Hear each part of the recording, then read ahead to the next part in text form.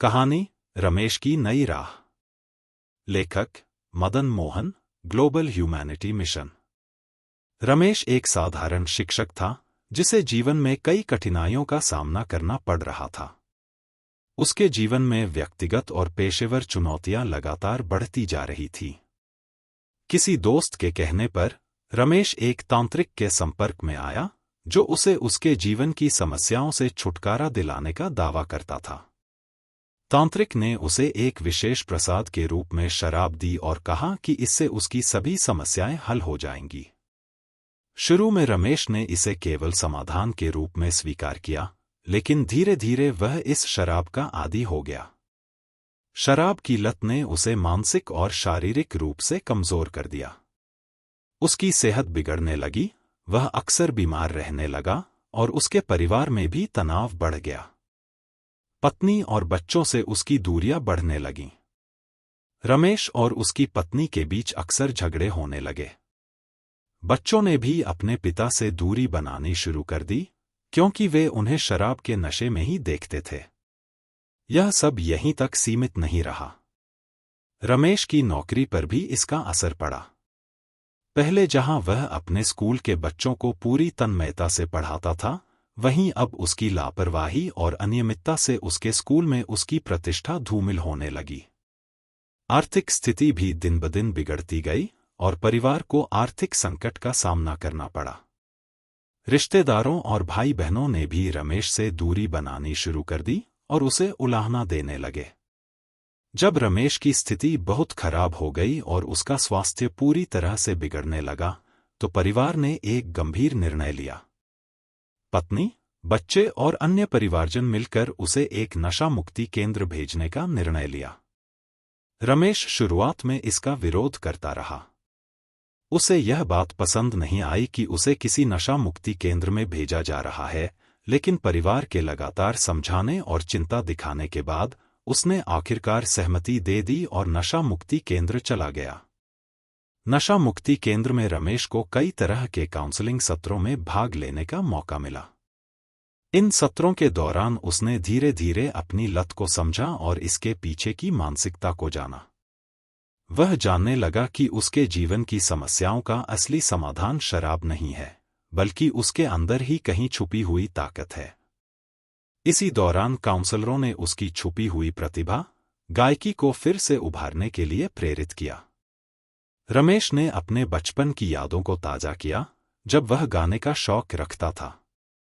उसने धीरे धीरे अपनी गायकी पर ध्यान देना शुरू किया और संगीत को अपनी जिंदगी में वापस लाया।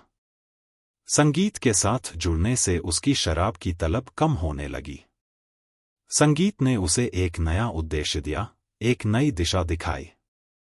धीरे धीरे रमेश ने नशे से छुटकारा पाने के ठोस प्रयास किए और उसकी जिंदगी में सकारात्मक बदलाव आने लगे। अब वह पहले से कहीं अधिक खुश और सशक्त महसूस करने लगा। परिवार के साथ उसके रिश्ते सुधरने लगे और उसकी आर्थिक स्थिति भी धीरे धीरे सुधार की ओर बढ़ने लगी। उसने न केवल नशे से मुक्ति पाई, बल्कि अपने आंतरिक संघर्षों से भी छुटकारा पाया। वह फिर से एक सशक्त शिक्षक और परिवार के लिए एक जिम्मेदार पिता बन गया। लेखक की टिप्पणी।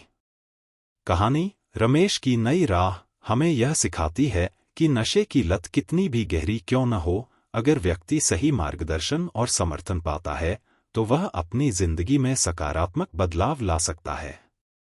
संघर्ष, लत और आंतरिक लड़ाइयों से मुक्त होकर रमेश ने अपनी छिपी हुई प्रतिभा को फिर से खोजा और एक नई राह पर चला। यह कहानी न केवल प्रेरणा देती है, बल्कि यह भी बताती है कि हमें जीवन की कठिनाइयों से हार नहीं माननी चाहिए। कहानी रमेश की नई राह में कई महत्वपूर्ण विवाद समाधान, कॉन्फ्लिक्ट रेजोल्यूशन के सिद्धांतों का प्रभावी ढंग से प्रयोग किया गया है।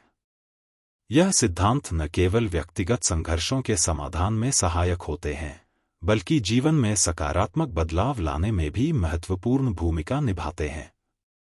आइए इन सिद्धांतों को विस्तार से समझें। एक, समस्या की पहचान और स्वीकृति, प्रॉब्लम आइडेंटिफिकेशन एंड एक्सेप्टेंस। शुरुआत में रमेश ने अपनी शराब की लत को समस्या नहीं माना। लेकिन नशा मुक्ति केंद्र में जाने और काउंसलिंग सत्रों के माध्यम से उसने अपनी लत की गंभीरता को पहचाना और इसे स्वीकार किया। समस्या की पहचान और उसे स्वीकार करना किसी भी विवाद समाधान की दिशा में पहला और सबसे महत्वपूर्ण कदम होता है। 2. सहानुभूति और समर्थन, एम्पैथी एंड सपोर्ट। रमेश के परिवार ने उसके प्रति सहानुभूति और समझ का प्रदर्शन किया, भले ही वह नशे की लत से जूझ रहा था। परिवार ने उसे समझाने की कोशिश की और नशा मुक्ति केंद्र भेजने का निर्णय लिया। यह दिखाता है कि सहानुभूति और समर्थन किसी भी व्यक्ति को संकट से उबारने में मददगार हो सकते हैं। परिवार का यह समर्थन रमेश को अपनी स्थिति को स्वीकारने और उसे बदलने की दिशा में प्रेरित करने में मददगार साबित हुआ। 3. सकारात्मक संवाद, पॉजिटिव कम्युनिकेशन। रमेश और उसके परिवार के बीच शुरुआती संवाद कठिनाइयों से भरे हुए थे, लेकिन समय के साथ सकारात्मक संवाद की मदद से रमेश को समझाया गया। परिवार ने धैर्य और सहनशीलता के साथ उसे नशा मुक्ति केंद्र जाने के लिए मनाया। सकारात्मक संवाद किसी भी विवाद को सुलझाने के लिए एक महत्वपूर्ण उपकरण है, जो समझ और सहयोग की भावना को बढ़ावा देता है। 4. तटस्थ मध्यस्थता, न्यूट्रल मीडिएशन। नशा मुक्ति केंद्र के काउंसलर ने एक तटस्थ मध्यस्थ की भूमिका निभाई। उन्होंने बिना किसी पूर्वाग्रह के रमेश की समस्या को सुना और समझा और उसे सही दिशा में मार्गदर्शन दिया। तटस्थ मध्यस्थता का यह सिद्धांत विवादित स्थितियों में मध्यस्थ के रूप में काम करने वाले किसी व्यक्ति या संस्था की निष्पक्षता को दर्शाता है, जो समाधान की प्रक्रिया में महत्वपूर्ण होता है। 5. अहंकार का त्याग, लेटिंग गो ऑफ ईगो। शुरुआत में रमेश ने नशा मुक्ति केंद्र जाने से इनकार कर दिया था, लेकिन अंततः उसने अपने अहंकार का त्याग किया और परिवार की बात मानी। जब कोई व्यक्ति अपने अहंकार को छोड़कर समाधान के लिए तैयार हो जाता है, तो विवाद का हल संभव हो जाता है। अहंकार का त्याग किसी भी विवाद समाधान प्रक्रिया में एक आवश्यक कदम होता है। 6. समझौता और समाधान, कॉम्प्रोमाइज एंड सॉल्यूशन। अंततः रमेश ने अपने नशे की लत से मुक्ति पाने का संकल्प लिया और अपने जीवन को सुधारने के प्रयास किए। यह समझौता उसकी लत और जीवन के अन्य पहलुओं के बीच संतुलन स्थापित करके किया गया। परिवार और रमेश के बीच यह समझौता उनके बीच के तनाव को कम करने और समस्या के समाधान की दिशा में एक बड़ा कदम था। 7. मानवीय सहायता, ह्यूमैनिटेरियन असिस्टेंस। रमेश के परिवार और नशा मुक्ति केंद्र ने उसकी समस्या को गंभीरता से लिया और उसे समाधान की ओर ले जाने में उसकी मदद की। उन्होंने रमेश की लत को केवल एक विवाद के रूप में न देखकर उससे बाहर निकलने के लिए हर संभव सहायता प्रदान की।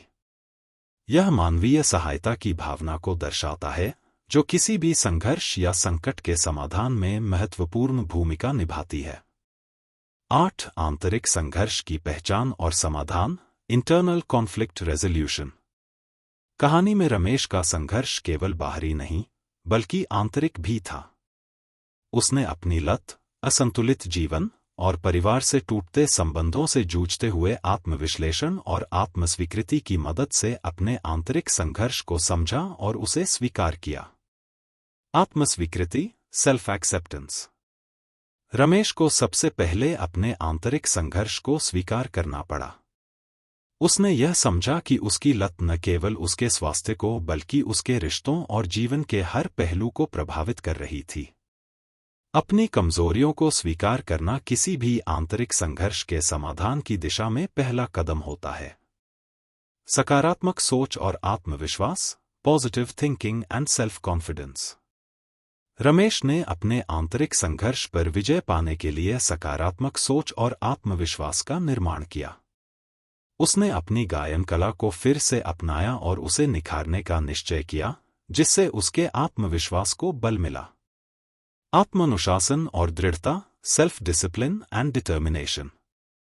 लत से मुक्ति पाने के लिए रमेश ने आत्मानुशासन का सहारा लिया।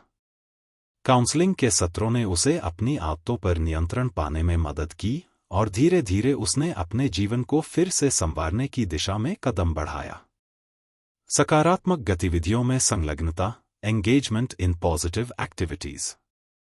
रमेश ने अपनी गायन कला को निखारने का निर्णय लिया, जिससे उसकी नकारात्मक आदतें छूटने लगीं और वह सकारात्मक गतिविधियों में संलग्न होकर मानसिक और भावनात्मक रूप से मजबूत होता गया। निष्कर्ष।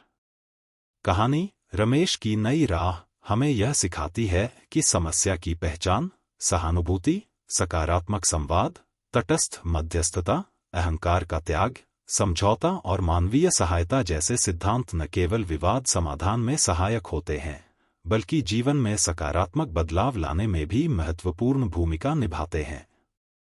इसके साथ ही रमेश की यह यात्रा आंतरिक संघर्ष से जूझ रहे प्रत्येक व्यक्ति के लिए प्रेरणादायक है। आत्मस्वीकृति, सकारात्मक सोच, आत्मानुशासन और रचनात्मक गतिविधियों में संलग्न होकर उसने अपने आंतरिक संघर्ष पर विजय प्राप्त की। यह कहानी हमें सिखाती है कि जब हम अपनी कमजोरियों का सामना करते हैं और सही दिशा में कदम बढ़ाते हैं, तो किसी भी संघर्ष से उभरकर जीवन में एक नई राह पा सकते हैं। धन्यवाद।